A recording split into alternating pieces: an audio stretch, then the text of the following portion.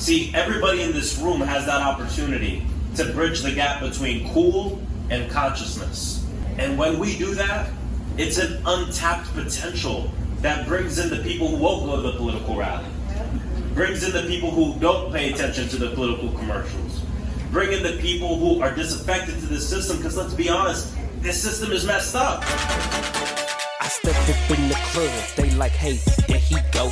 Alright, y'all, on my way to the Creators for Kamala event. It's a lot of people here. I had to walk Forest Hill, had to park by Big Pink, but the thing is at Creek Ave, so literally out of breath. And my head hurt, like my head been hurting for 3 days. I need to make a doctor's appointment or something, so we'll see. Alright, y'all, so we're inside the Creators event. I'm gonna take a picture by the wall in a minute. Tiana here, everybody is here. I think we're about to get started in a minute, so we shall see. Including hundreds of thousands of new jobs right here in Michigan. Like you said, I'm Willie Mack Jr. and welcome to Craig Cafe. Again, clap it up for the Creds. First of all, we hosted President Biden at the beginning of the summer. We're extremely excited to be hosting our first event for the Harris Walls campaign. And today I just want to talk a little bit about the fact that I believe the future is in the community. You know what I mean? I believe the future is in the creative minds of a lot of people in this room right now. This election is about protecting our future. This election is about protecting our community. You know what I mean? So, with that being said, I want us all to know that as young voters, you know, like most of the people in this room, our vote is the most powerful voice in this upcoming election and all of the elections that come in the near and distant future. So it's extremely important for us to get out and use that voice, know who and what we're using it for, and also finding ways to demand results for the importance of our voice. It's a gym in our city. A lot of people don't even know it exists here. It's so low key. I love the vibes in here. They did a phenomenal job with this spot. So we thank them for hosting us and what they're doing in the city of Detroit. I will just say this. I know we have heard often how important this election is, and I cannot hone in again on how critical and consequential this election is before us. This is not a joke. This is serious stuff. There's a lot that is on the line, and there's so many movers, influencers in here who has platforms, social media followings, and so I just want to make sure that I charge you all with the responsibility to use that platform in a way that actually gives real information, real data about what is at stake in this election. I can tell you as a young woman that's elected in Detroit, I have seen firsthand the impacts of the Biden-Harris administration. I just was at a ribbon cutting ceremony today with the mayor. And we were celebrating $43 million that came here to improve our homes in Detroit for water infrastructure issues. And this was money that came specifically from the Biden-Harris administration that we would not have had it not been for them. Give that up. That's just one of them. I can speak to the 8,000 Detroiters, young youth that we hired through Grow Detroit Young Talent. That was funded partially from the Biden-Harris administration. So it is real about the impact that what happens on the federal level falls here on the city of Detroit. And so I want to again remind all of the influencers, the creators here, that you have the power to shape conversations, to inspire action, and most importantly, to drive change. So there are so many things that really, there's a stark contrast, right, between the two candidates. And there's so many things that are important to me: reproductive rights, economic opportunities, affordable housing. But there's one thing that I want to hone in on today that is near and dear to my heart, that there's a stark contrast, and that is education. Yep. Education. Yep. There's a quote, one of my favorite quotes, is from Nelson Mandela. He says that education is the most powerful weapon that one can use to change the world. And when we talk about education, we know that there are so many disparities that still exist. There's an issue with access and affordability votes. Don't get it twisted. It will be a close race, and every single vote counts. So thank you all for showing up. Thank you all for being leaders, influencers. Now let's use our platforms, our circle of influence in a way that we can bring about votes to that poll, all right? So when we fight, we what? We win. When we fight, we what? We win. Follow up like my native. What up, though? What up, though? What up, though? What up, though? I know it's after work. I know it's late, but come on, we got some stuff to talk about. Now, for those who are not familiar, my name is Hale. I was the first Black woman to win Big Brother after 20 years of the show being on CBS. Mm-hmm. Woo!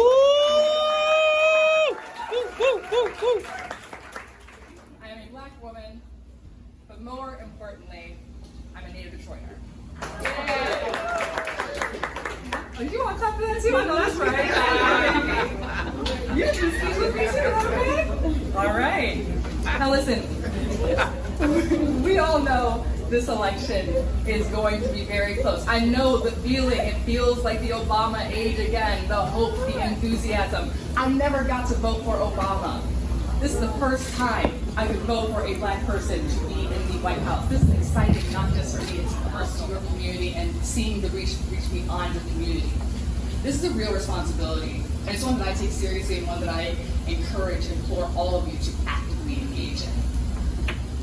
So, y'all know how this goes. When we fight, we win. Yeah, when we fight, We win. You're going to show up and make sure that we send Kamala Harris and Tim Walz to the White House this fall.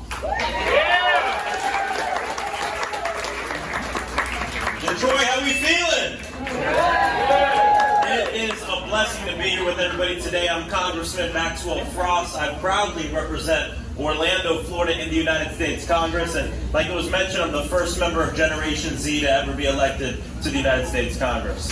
Thank you. National Advisory Board for the Vice President's campaign so we can make sure that once again, and hopefully the last time, he's very old, so this has to be the last time, we reject neo-fascism in the form of Donald Trump. And we accept someone who isn't new to this, but is true to this, Kamala Harris.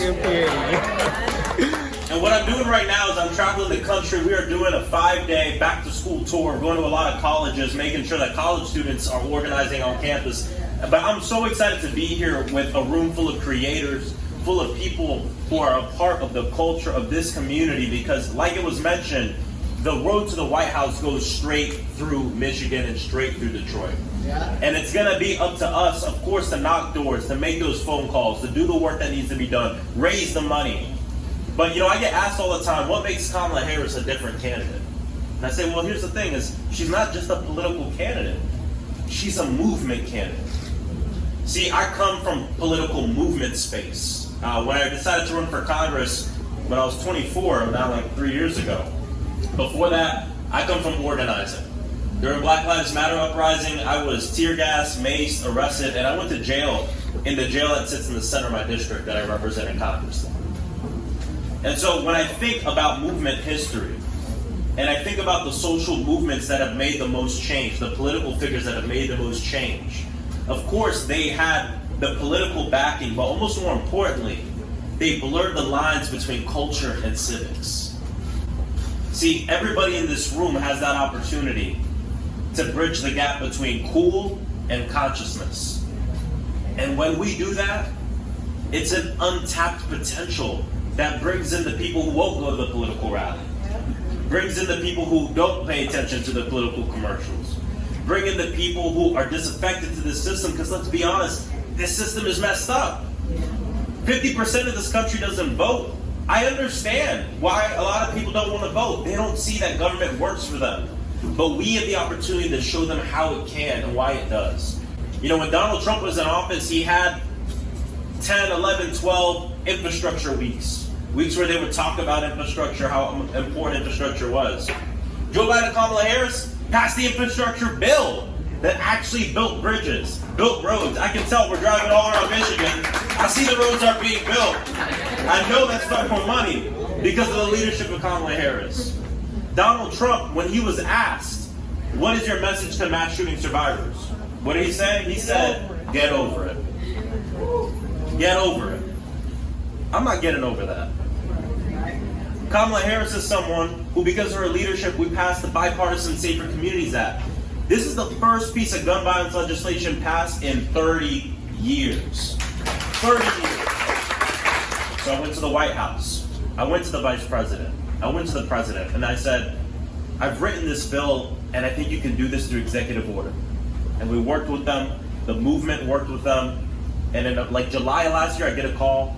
The President took my bill and used it as the framework for an executive order to create a White House Office of Gun Violence Prevention. Led by the one and only Kamala Harris. She has been leading that office. And let me tell you what they're doing, because this is real. I love talking about this work. Because of course they're fighting to make sure that we can ensure that guns don't get in the wrong hands. Gun laws, universal background checks, all these important things. But she's also taken a step back because she's seen this firsthand in her work in her community in California as senator and now as vice president.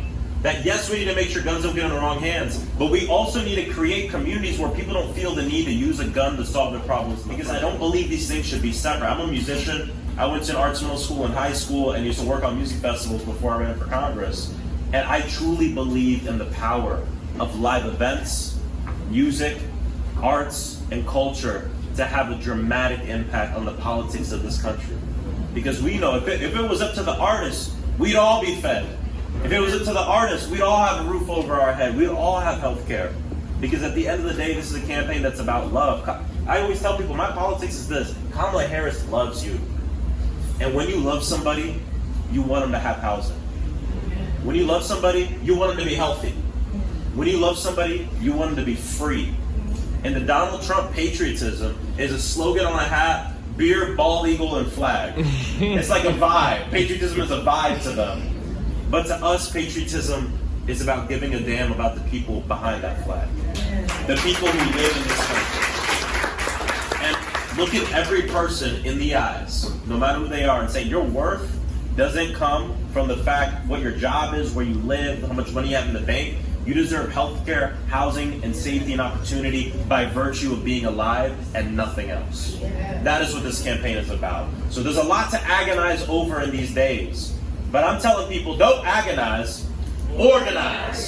Don't agonize, organize. Don't agonize, organize. Don't agonize, organize. Because we got 68 days left. That's nothing. I felt like I just graduated middle school. I feel like I just graduated high school. And we got 2 months till we elect the next president of the United States. Kamala. And the two options in front of us, again, neo-fascism, white supremacy. You know, I grew up as a Southern Baptist. I grew up in the church. And I'm one of the leaders in Congress on fighting what we call Christian nationalism, which comes out of white supremacy. People ask me, why are you so vocal about it? I say, as a Christian, I think I need to be on the front lines of that. Making sure my religion isn't being perverted to take people's rights away.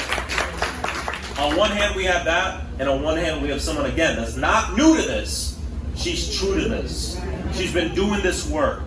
And either way, I just want to thank everybody for taking time out of your day to be here. Please, of course, use your platform, but use your platform the way you see fit. I want to say that too. It's going to look different for everybody, right? There's going to be creators here who want to use humor and comedy to activate people. There's creators here who want to use art to activate people. There's creators because something different will activate different people. Everybody learns differently. And so I just appreciate you all being here. Y'all ready to win this campaign? Yeah. Are you ready to win this campaign? Yeah. Because when we fight, we win. When we fight, we win. All right, y'all. Thank you so much. God bless you and have a good night. Thank you. Create that content to pass the message. All right. So real quick, if you haven't noticed, we got a couple posters that have a social media handle at Kamala F-O-R-M-I. All right. So that's the social media handle, and we are hashtagging the exact same thing, Kamala F-O-R-M-I. All right. So however you create, however you post, however you reel and story and all of that, that's what we're doing. All right. So we got some ring lights posted up. We got the backdrop over there. You know, some of y'all stopped at the bar already. Find somebody you know, find somebody you don't know. We got music, we got the entertainment, we got the vibes, all right? So I want y'all to do all that, post, share, but guess what? We got some giveaways too. And we select the winners from that hashtag. So if you don't use that hashtag, don't be crying about not winning, all right? All right, because if you hashtag, you might win. You might win. You might win. You might win. All right, DJ Showtime, let's go. Pardon me. Pardon me. Pardon me.